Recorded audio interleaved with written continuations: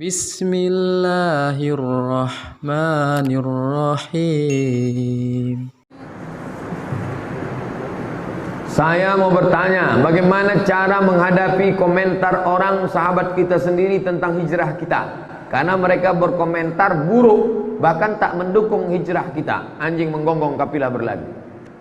Wa in tuti' aktsara man fil ardi yudilluka an sabilillah. Kalau kau ikut cakap orang banyak, mereka hanya menyesatkanmu dari jalan Allah. Jangankan ente, anak-anak muda, jangankan anak FSRMM, jangankan anak Fodamara, jangankan anak Irma, sedang Nabi Muhammad aja mereka bilang sahir, tukang sahir, tukang sihir.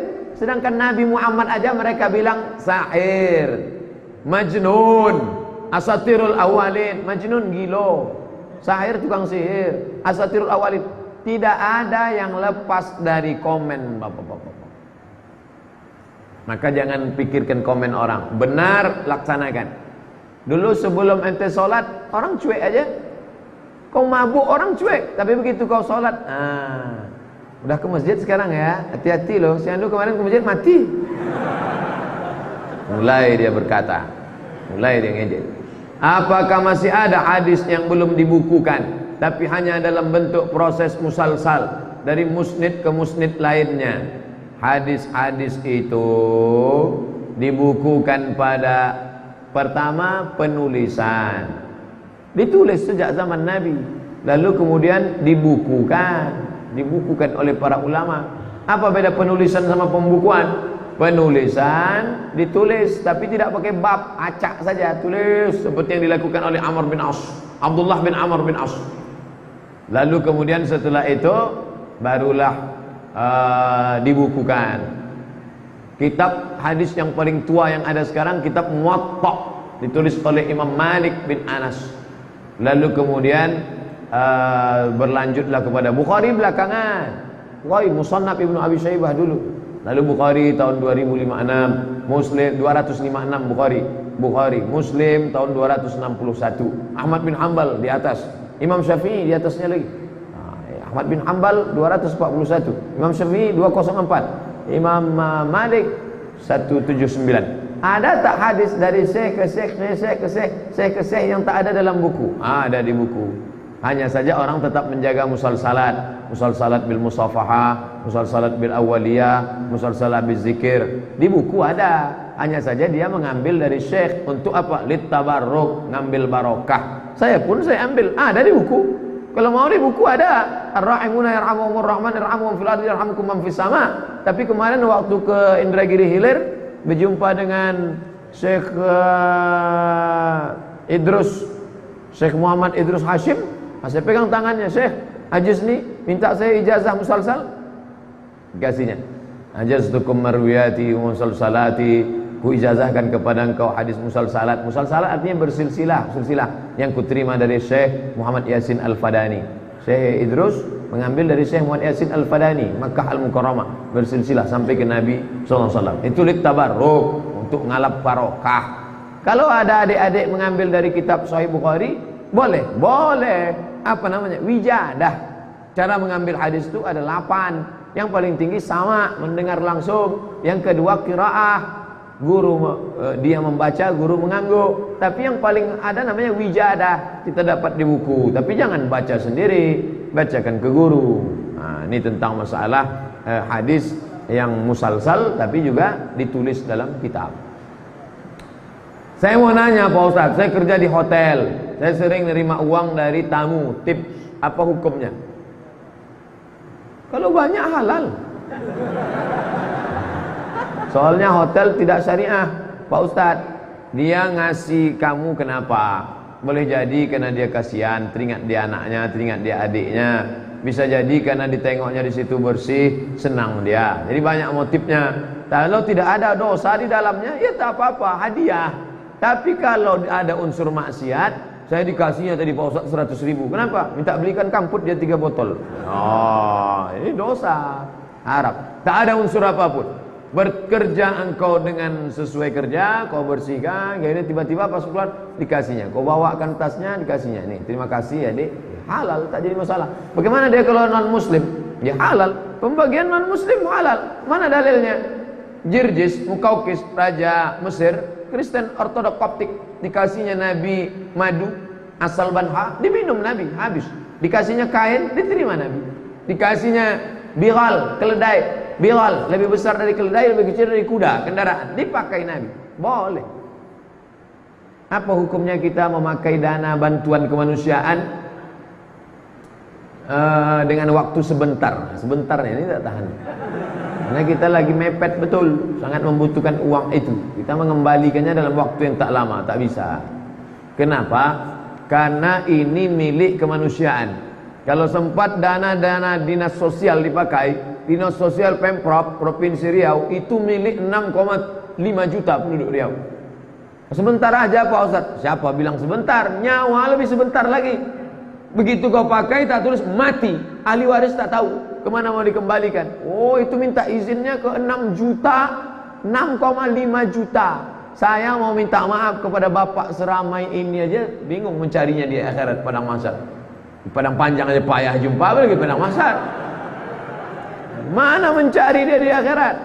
Makanya masalah duit, masalah administrasi keuangan dalam Quran paling detail. Buka Al-Baqarah 282, ya ayyuhalladzina amanu, hai orang beriman, idza tadayantum bidainin, kalau kalian menjalin utang piutang ila ajalin musamma, sampai batas faktubu, tulis. Payah kita mencarinya. Jangan coba pakai duit umat. Kalau mau perlu betul, ada datang minta. Ustaz Somad minjam duit masjid, tidak, tak bisa. Ustaz nyindir pengurus masjid ya, saya ketua masjid. Saya ketua masjid. Datang orang mau minjam, tak bisa, saya bilang, ini uang umat. Kalau mau uang saya, kalau gitu uang ustaz lah pinjam, senang tak ada pula. Ustaz Abdul Somad, ana mau bertanya, apakah rusak tauhid ana kalau ana mengatakan kepada akhwat untuk mau menunggu dia sampai siap? So sweet. Soalnya sebelumnya ana mencoba mengajak seorang akhwat berta'aruf, namun setelah akhwat tersebut menanyakan kepada orang tuanya tak memberikan restu dengan alasan akhwat tersebut baru selesai wisuda. Ada bagusnya kalau dia bekerja dulu. Apakah artinya di sini ana menjadikan atau menduakan Allah? Sebabnya saya berkeinginan cuma akhwat tersebut yang saya harapkan, karena agamanya bagus dan acara. Ini kan banyak ceritanya. Nunggu tamat kuliah dulu, udah tamat nunggu wisuda dulu, udah wisuda kerja dulu. Yang cepat kan ada. Kalau bisa cepat, kenapa lambat? Kenapa kau tunggu-tunggu dia? Takutnya nanti begitu dia kerja mati. Stres. Bagus cari yang cepat aja dulu, yang cepat itu dulu. Nanti kalau dia mau nunggu, dia yang kedua. Dapat dua-duanya. Mengapa sahabat mengumpul? Ustadz ini ngomong jangan sembarangan. Saya bukan sembarangan. Sekarang berapa banyak perempuan yang solihah tidak diselamatkan oleh laki-laki, akhirnya menikah sama Fir'aun, menikah sama pecandu narkoba. Berapa banyak perempuan, Pak Ustadz, saya pengajian suami saya selingkuh, tak terhitung berapa banyak. Sampai error HP saya dah 2 hari tak aktif. Masuk WhatsApp 11.000 sekali masuk. Tak siapa membocorkan nomor saya sampai hati dia. Itulah, berapa banyak orang. Nah itulah. Jadi antum bisa menyelamatkan 2 yang solihah ini, itu jihad luar biasa itu. Allahu Akbar. Tengok kuat takbir. Mengapa sahabat mengumpulkan Al-Quran dari pelepah korma dan tulang, sementara para sahabat tersebut hafal Quran? Sahabat itu hafal Quran, tapi Nabi menyusun tim penulis wahyu sebanyak 40 orang. Maka dikombinasikan antara hafalan dengan tulisan. Kumpulkan yang ada di pelepah korma, komparasi. Itulah sekarang metode ilmiah namanya studi komparatif, studi banding. Sekolah ini mau nengok kualitas, datang studi banding ke Al-Azhar Sipabudi, mau melihat bagaimana kualitasnya. Maka begitu juga hafalan, sahabat tuh hafal Quran. 70 tentara penghafal Quran meninggal mati syahid waktu memerangi Nabi palsu Musailamah Al-Kadzab. Tapi dikumpulkan lagi yang ada tulisan pelepah korma, dicek lagi, dikomparasi lagi. Baru bukan mereka meragukan hafalan mereka. Jangan silap dengan hafalan mereka. Apa hukum rokok bagi yang kecanduan dengan rokok? Rokok ini haram. Mufti Mesir Syekh Ali Jum'ah haram. Mufti Mesir Syekh Nasir Farid Wasil haram.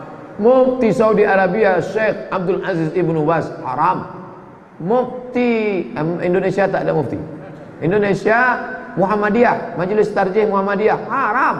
Majelis Ulama Indonesia haram bagi ibu hamil, ibu menyusui, anak-anak, orang sakit haram. Bagi orang yang biasa makruh.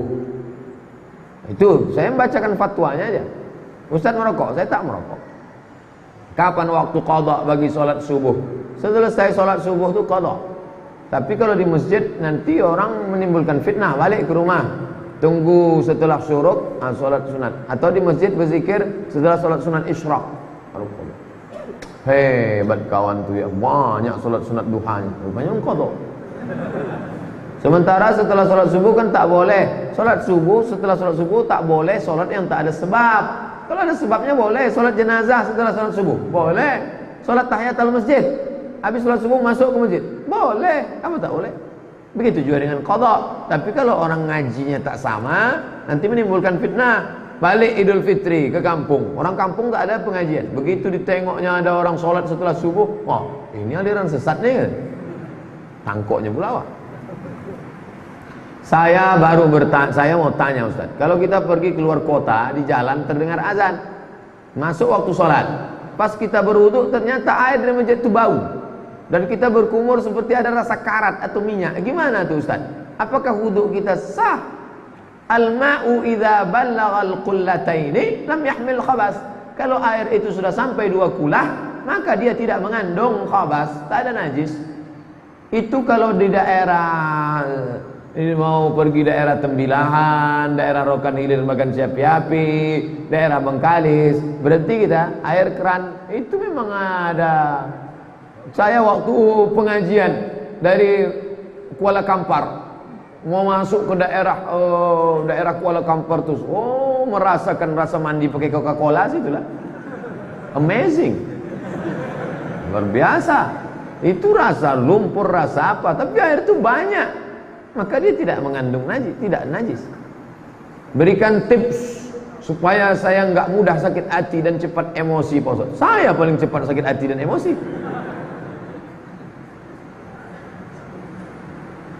Kenapa dia menyakiti kita? Oh, dia sengaja. Kita harus kasih tahu dia, ente jangan singgung-singgung saya. Apa ente sindir-sindir saya? Apa maksudnya? Tapi kalau kita salah paham, tetap bayun. Ente tadi maksud omongan itu menyindir atau apa? Tidak, saya tak ada nyindir. Bapak aja yang tersinggung. Oh, maafkan saya. Nah, jadi jangan mudah terlalu sensitif. Sensornya terlalu tajam. Jarak 5 meter pun bunyi. Tit, tit, tit, tit. Nah, itu harus dibawa ke bengkel cepat. Mendengar ceramah Ustaz Somad berbunyi mobil di luar. Sensor terlalu tajam. Detektor logamnya terlalu tajam. Oleh sebab itu maka kita pahami dengan baik ilmu komunikasi, ambil 2 SKS. Saya sedang menyusun skripsi. Tolong doakan supaya ujian saya lancar dan tamat mendapat pekerjaan yang barokah. Insyaallah. Berarti udah nikah. Biasanya sepaket itu. Ujian, kerja, nikah solihah. Ustadz, apa hukumnya jadi sales mobil? Orang yang menjual produk halal, maka segala yang berkaitan dengannya halal. Ngajak orang makan, bapak-bapak silakan makan ini, rumah makan bagus ini, ya, halal salah. Dia digaji oleh rumah makan. Begitu juga dengan mobil. Mobil itu tidak haram. Ini mobil haram Pak Ustaz karena buatan Jepang. Oh tidak. Dia sudah menjajah kita 3,5 tahun. Apa hubungannya? Jadi tidak haram, kecuali dia sales jual babi, sales jual BPK, babi panggang karuan, itu baru haram. Sales. Silakan Pak, yang badannya agak-agak dingin supaya hangat, sini panas. Silakan. Itu tak boleh. La'ana Rasulullah, naha Rasulullah an samanil kalbi. Nabi melarang jual beli anjing. Wa mahril baghi, upah prostitusi, sales prostitusi, haram. Wa ulwanil kahin, upah dukun, sales dukun. Bagi yang ingin meramal-ramal silakan lewat. Oh tak boleh. Begitu juga dengan orang yang buka koran yang isinya iklan-iklan dukun. Itu sama dengan sales dukun, haram.